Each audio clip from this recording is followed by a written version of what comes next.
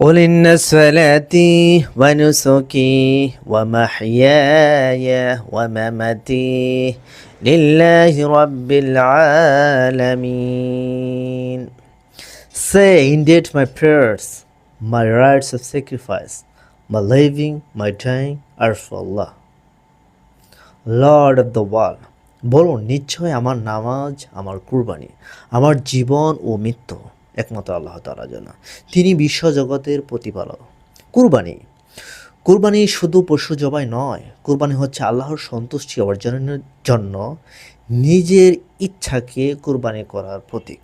কারণ আল্লাহ তাআলা বলেন, আল্লাহর কাছে পৌঁছায় না তাদের রক্ত মাংস, বরং তাদের পক্ষ থেকে পৌঁছে যায় তাকওয়া।